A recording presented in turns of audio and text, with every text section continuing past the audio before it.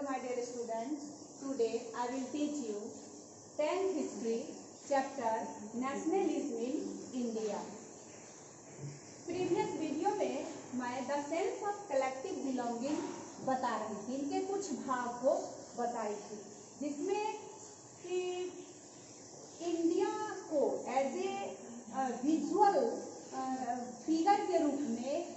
यहाँ के जो रिवोल्यूशनरीज थे, सोशल रिफॉर्मर्स थे, उनको एक विजुअल प्रिंट के रूप में अंकित किए थे। अब इस विजुअल प्रिंट के रूप में जो क्रिएट किए थे, पेंटिंग अलग कोई किए थे और क्रिएटिंग का काम अलग कोई किए थे, तो इसमें कंफ्यूज नहीं करेंगे। सबसे पहले जो इस भारत माता के फिगर को जो विजुअल क्रिएट किए थे वो थे आपको बंकिम चंद्र चटर्जी, और इनको एडफर्स्ट जो पेंटिंग का काम किए थे वो थे आपको अवनींद्रनाथ टैगोर। इसीलिए इसमें आप कंफ्यूज नहीं करेंगे। फिर से मैं बता रही हूँ कि भारत माता के फिगर को जो क्रिएटिंग का काम किए थे वो थे आपको बंकिम चंद्र चट्टोपाध्याय या चटर्जी, और इस फिगर को यानी भारत माता के फिगर को जो एक विजुअल फिगर के रूप में जो अंकित किए, जो पेंटिंग का काम किए थे वो थे आपको अवनींद्रनाथ टैगोर। अब यहाँ पे हम इस फिगर में भारत माता का जो पेंटिंग पोर्ट्रेट किया गया है वो एक एशियाटिक फिगर के रूप में, एशियाटिक फिगर मतलब होता है कि उनको एक सेंट के रूप में दर्शाया गया है, और ये sea is very calm, composed, divine and spiritual. तो इस प्रकार क्या हम देख रहे हैं कि भारत माता का जो ये फिगर है, जो अवनींद्रनाथ टैगोर के द्वारा जो पेंटिंग की गई है, ये बहुत ही शांत और हमारे काम के प्रति बहुत ही जागरूकता को दिखा रहे हैं, और इसमें एक प्रकार का डिवोशन भी आपको दिख रहा है, जो डिवोशन की नेशनलिज्म की फीलिंग्स को आगे बढ़ाने का काम कर रहा है। अब इसमें हम देखेंगे कि सेंस ऑफ कलेक्टिव बिलोंगिंग में जो हम लोग के अंदर जो नेशनलिज्म की फीलिंग्स को बढ़ाने में, तो वो भारत माता का तो फिगर है ही, साथ साथ इसमें हिस्ट्री और फिक्शन भी है। तो हिस्ट्री मैं बता रही हूँ, और फिक्शंस के अंदर क्या है, फिक्शंस के अंदर हमारे इंडियन पीपुल जो हमारे एंसेस्टर्स थे उनके बारे में कुछ अच्छी जो उनके अचीवमेंट के बारे में जो स्टोरीज बनी हुई है, या उनके बारे में कुछ नॉवेल्स बनी हुई है, वो सारे चीज़ों का कलेक्शन फिक्शंस में दिया रहता है। तो हिस्ट्री और फिक्शंस के माध्यम से भी हम यहाँ पे देखते हैं कि नेशनलिज्म की फीलिंग्स को बढ़ावा मिलता है। जैसे folklore and songs, popular prints and symbols all played a part of the making of nationalism. ये सारे चीज़ जैसे फॉकलोर हो गए, सॉन्ग हो गए, या विभिन्न प्रकार के प्रिंट हो गए या सिंबल, ये सब आपको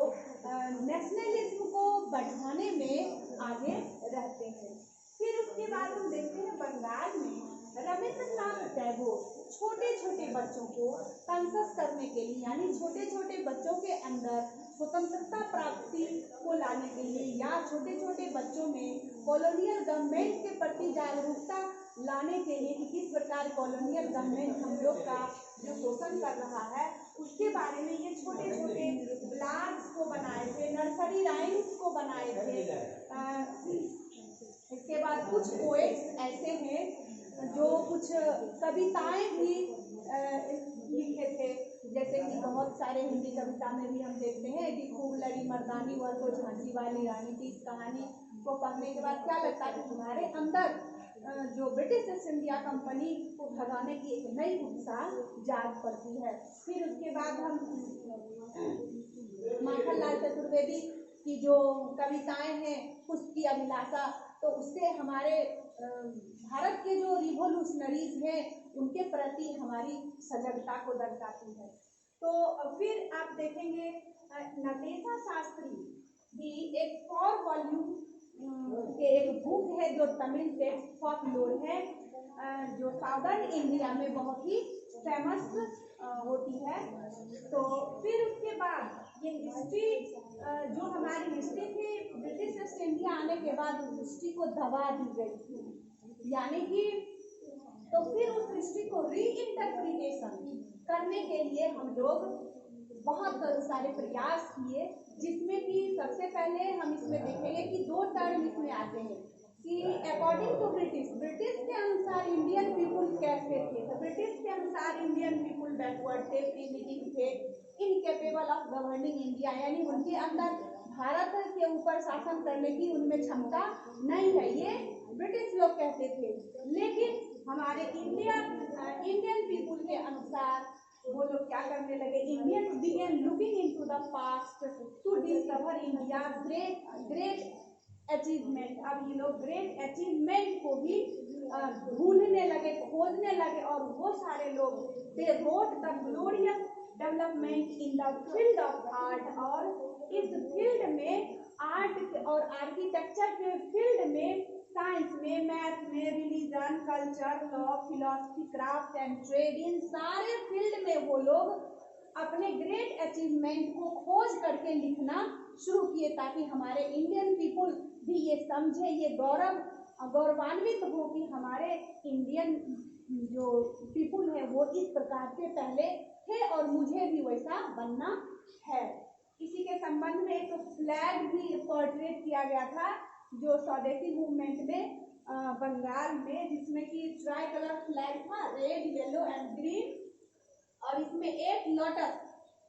का फिगर पोर्ट्रेट किया गया था। जो एक